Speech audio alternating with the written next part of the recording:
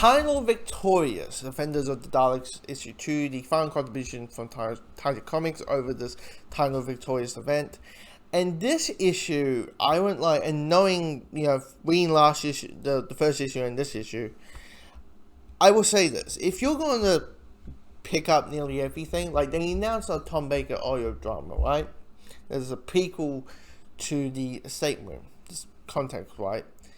If your person's going to pick up that and pick up the audio dramas and pick up the novels, pick up the comics, pretty much getting everything just so you have a full glimpse of the story, and thinking every single little one is, every comic, every audio drama, every novel is going to be important.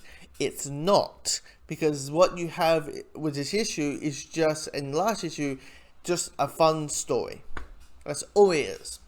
It's a neat, nice, fun story that's dealing with the dark times, that is about the Doctor and the Daleks, fighting a common threat, the bickering into between the Doctor and the Daleks, and all that kind of stuff. That's basically what the story is about. It has the only connection is the Hound, which is a creature from the dark times, and it shouldn't be there. And it's not that. I won't see a great importance. Now, look, we have a Dalek anime show coming up that is linked to Title Victorious. Spoiler alert, the last image is a picture of the 8th Doctor, which is next week, so that will be a link to Title Victorious. So, right now, it could just feel like, this just feels a fun story, and it's probably just a introduction to, hey, Dark Times is introducing Dark Times, and here's a fun surprise at the end, and all that. And now, when we hit like December or November, we're like, you know what? This is not that throwaway. That felt like a throwaway fun story. This one has some link towards it, But, so I just want to pre-warn that. But, in the day, did I enjoy it? Yeah, I enjoyed both of these issues. I prefer the first issue versus this issue.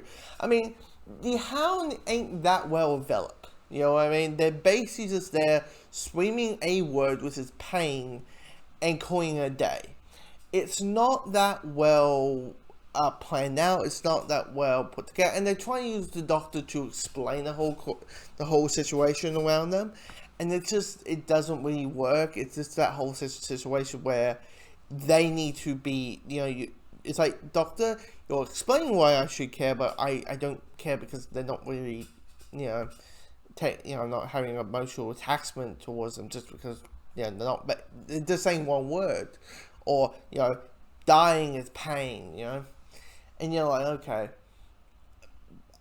But here's the thing, but at the end of the day, I enjoy these 2 issues. We are done with the Titan Comics. This is, once again, the final contribution of it.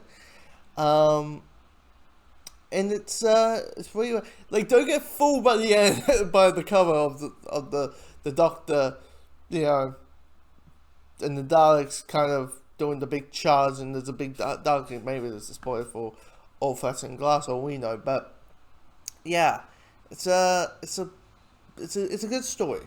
That's all it is. It's just a good, well put on story that just, is. And I'm probably repeating myself because that's what it is, and it's fine. It's just fine. So yeah.